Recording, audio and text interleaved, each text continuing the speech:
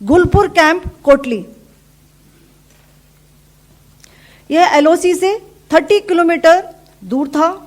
लश्कर ए तोयबा का बेस था जो रजौरी पुंछ में सक्रिय था। 20 अप्रैल 2023 को पुंछ में और 9 जून 2024 को तीर्थ यात्रियों के बस हमले में यहीं से आतंकी को ट्रेन किया गया था।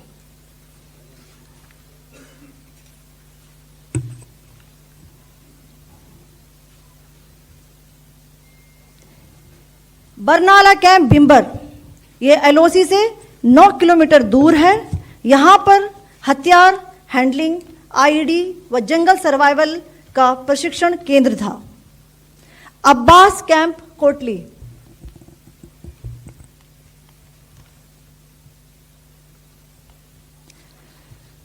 यह एलओसी से 13 किलोमीटर दूर है।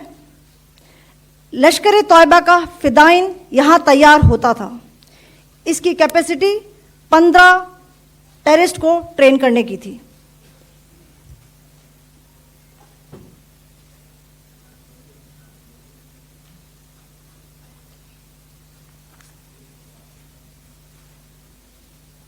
अब मैं पाकिस्तान के अंदर के टारगेट से अवगत कराना चाहूंगी। पहला, सर्जल कैंप सियालकोट, यह अंतर्राष्ट्रीय सीमा से 6 किलोमीटर की दूरी पर है, सांबा कठवा के सामने।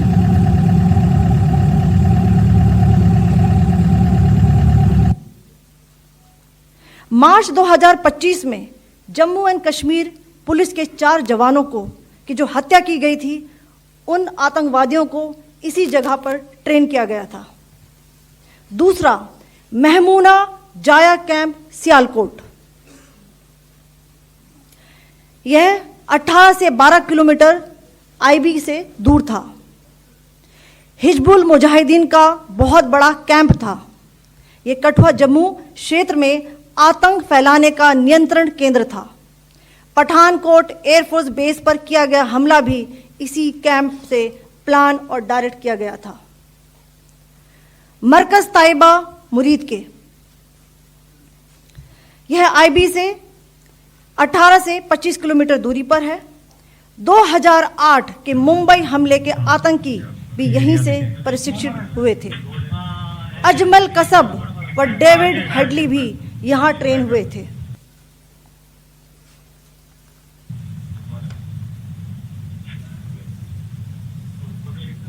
आगे दूसरा आया।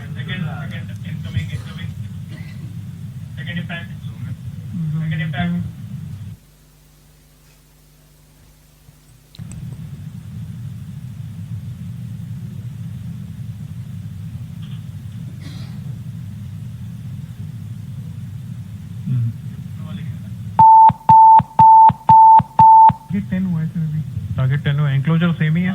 7 it is hit the target. हाँ हाँ।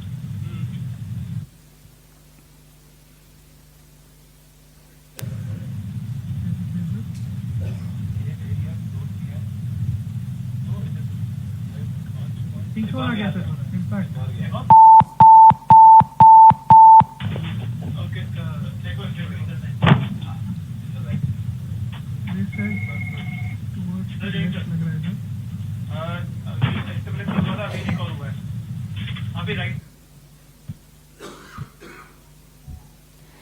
मरकज सुभान अल्लाह भावलपुर, यह इंटरनेशनल बाउंड्री से 100 किलोमीटर दूर है। जैश ए मोहम्मद का मुख्यालय था। यहां पर रिक्रूटमेंट, ट्रेनिंग व इंडॉक्ट्रिनेशन का केंद्र भी था। शीर्ष आतंकी अक्सर यहां आते थे। मैं आप सबको बताना चाहती हूं कि किसी भी सैन्य ठिकाने का निशाना नहीं बनाया गया और अभी तक किसी तरह की नागरिक क्षति की रिपोर्ट नहीं है। धन्यवाद। जय Hind. The strike on the terror camps were undertaken through precision capability, as shown to you. A niche technology weapons with careful selection of warheads was ensured so that there will be no collateral damage. The point of impact in each of the target was a specific building or a group of buildings. All the targets were neutralized with clinical efficiency, and the results reiterate the professionalism of the Indian Armed Forces in the planning and execution of their operations.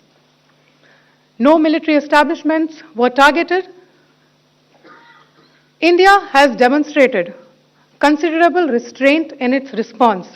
However, it must be said that the Indian Armed Forces are fully prepared to respond to Pakistani misadventures, if any, that will escalate this situation. Jai Hind, and thank you very much. Ladies and gentlemen, friends in the media, I ask your indulgence today in view of the fact that this is still an evolving situation. We will therefore not be able to take questions and answers today, but we will come back for more updates and more briefings shortly. Thank you all very much for joining us this morning. Thank you. Jai Hind.